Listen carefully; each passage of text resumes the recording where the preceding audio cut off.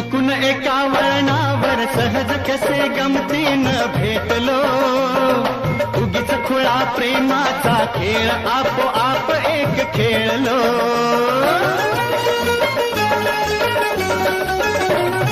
रंग त्याच खेळाचे अंतरंगी नकळताच उतरले, रंगलास तूही त्यात मीही त्याच प्रेम रंगी रंगले. मग भीती कुणाची कशाला, भीती कुणाची कशाला, भीती कुणाची कशाला, अगं भीती कुणाची कशाला.